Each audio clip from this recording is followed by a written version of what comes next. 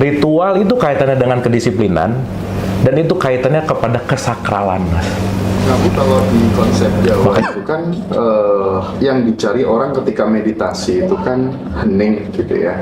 Jadi sudah tidak ada pikiran apa-apa, nggak ada perasaan apa-apa, semua terlampaui. Kita sadar utuh diri kita gitu.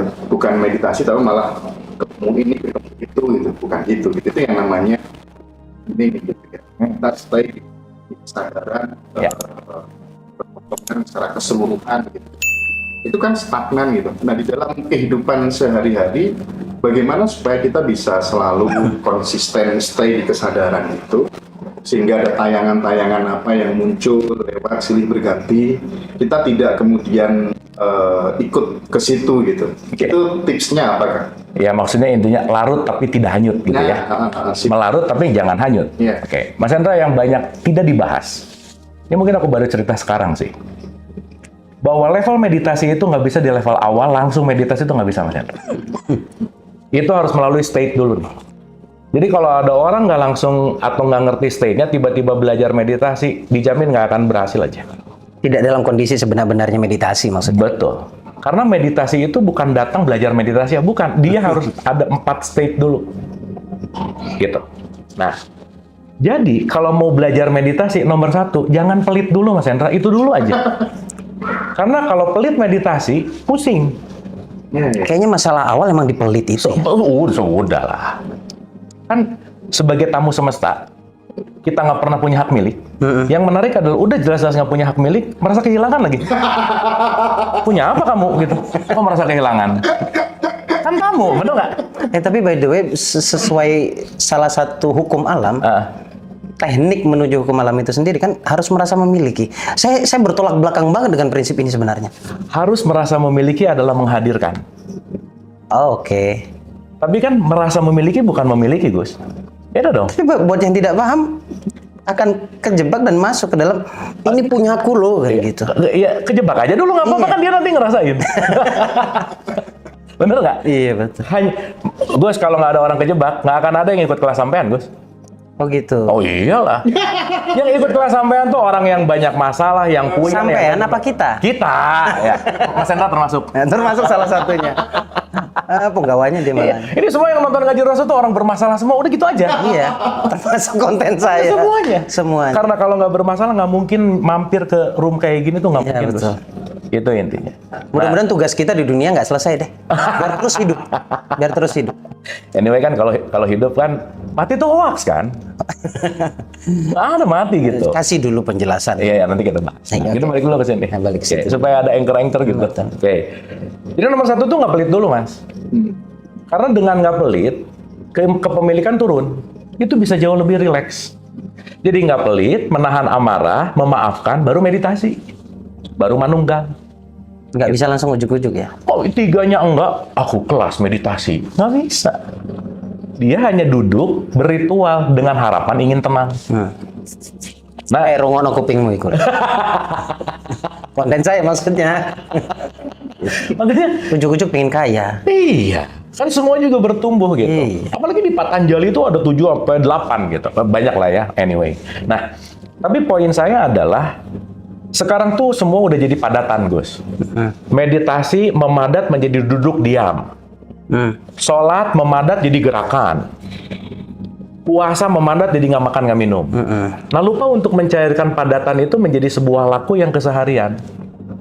Bahwa meditasi kan sebetulnya bukan hanya duduk diam, bukan. Iya, setuju. Ketika gini, kesadaranku melampaui dari tubuh, pikiran, perasaan, emosi. Ini meditasi. Ketika sesederhana mau ngomong, mikir dulu, diam dulu. Itu meditasi. Aku ngomong gini ke Gus Baraja, bagus nggak? Kayaknya enggak. Itulah meditasi. Gitu. Ya, jadi balik lagi gitu, Mas Hendra. Ketika tadi Mas Hendra bilang, aku mau meditasi karena aku pengen. Ketika ada aku pengen, dia kehilangan momen saat ini yang tadi Gus Baraja sampaikan gitu. Padahal inti dari meditasi adalah melepaskan masa depan dan melepaskan masa lalu. Kenapa? Karena hidup selalu di sini saat ini. Gitu. Berarti meditasi bukan bicara keinginan? Bukan dong.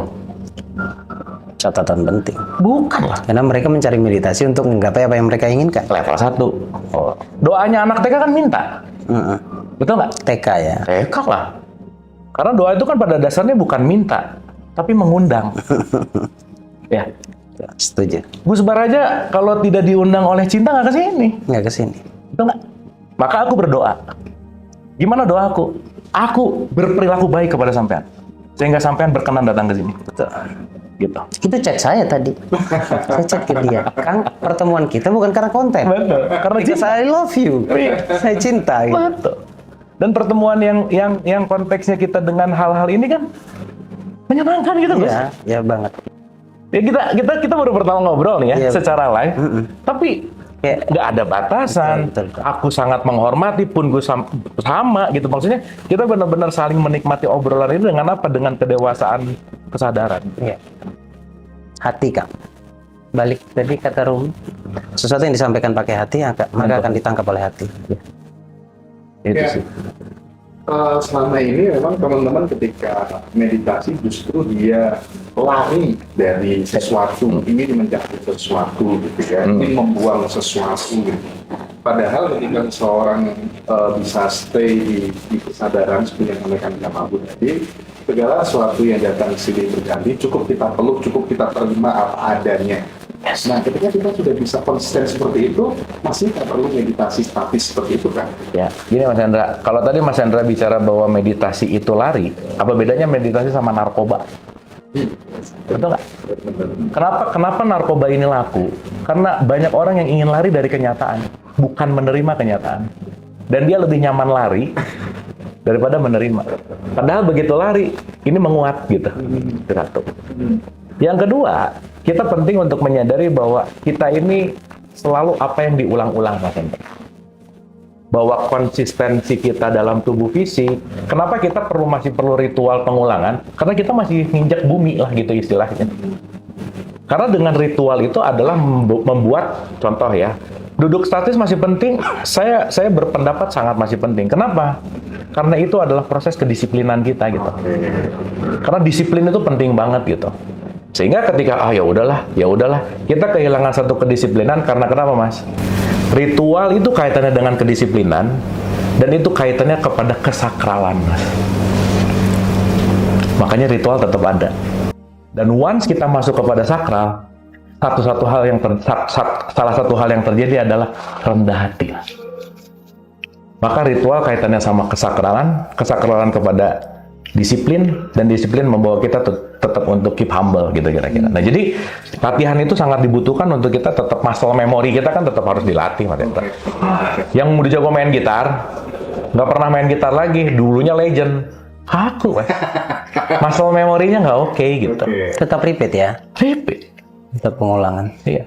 Oke. Tapi untuk urusan meditasi sih, untuk tataran tertentu perlu gerakan-gerakan seperti itu.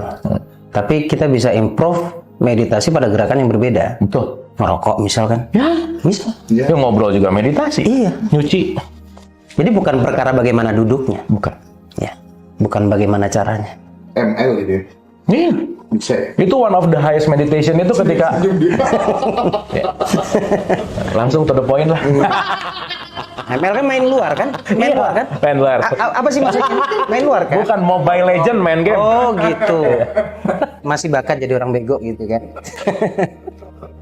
Biasanya kalau udah ML tuh penonton mulai gini nih. Wah, Iya gitu. kan, seuzon dulu. Tapi bicara tentang ML ini, menarik. Aku kemarin juga ngobrol sama Pak Wayan juga sih ya. Jangan sering-sering bercinta pakai sperma gitu. Kalau Pak Wayan malah bercinta tanpa sperma gitu. Ya. Nah, ini aku pengen dengar pendapatnya Kang Abu dan Gus Baraja gitu ya. Akan seperti apa gitu. Ya.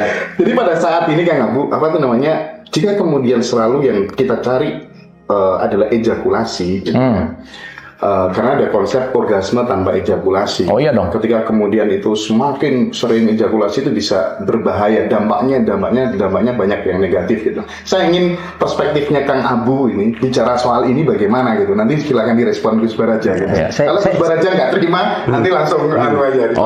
Oh, kirain langsung praktek, salah ya. Kirain mau ngomong gitu. Iya, oke. Ini tuh kalau nggak ada praktek, ya. Di sebelah ada. Oh iya ada. Gini loh, Mas. Oke ya. Kita lihat dulu mekanisme orang jatuh cinta, Mas. semua orang jatuh cinta, nalarnya mati, Mas. Iya betul. Oh, kalau ada nalarnya, ciuman aja, jijik lah. Goblok data gitu. Orang lagi jatuh cinta, itu dia lagi di hijack sama semua yang disebut dengan hormonal. Hormonnya namanya dosa.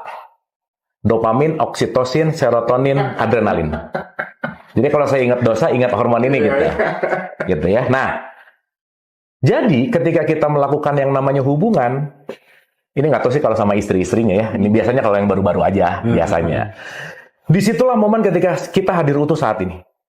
Karena begitu kita lagi ada sama orang yang kita sayang, kita nggak mau kehilangan waktu, dan kita being present, Mas. Being present itulah yang meditatif gitu. Wow. Ayo, kita ngomongin relativitas waktu. Gus Baraja ketemu orang nyebelin 5 menit, kayak 2 jam. Tapi Gus Baraja ketemu orang yang dicintai, 2 jam kayak 5 menit. Betul. Maka ketika kita menyatu dengan sesuatu yang kita cintai, ruang dan waktu tuh lewat. Iya. Karena overfokus gitu. Maka bercinta atau itu ML apapun itu penamaannya, kata kuncinya dalam perspektif ini adalah bagaimana kita benar-benar belajar untuk hadir utuh di sini saat ini. Makanya itu sakral banget, Mas. Oh, itu sakral banget karena kita latihan gitu. Latihan untuk hadir utuh di sini saat ini. Karena pada saat sekali lagi ya, pada saat kita beserta yang kita benar-benar cintai, itu akan muncullah perasaan hadir utuh saat ini. Di dalamnya, bahwa ketika kita cinta sama siapapun, sejatinya kita sedang cinta sama Tuhan kan sebenarnya.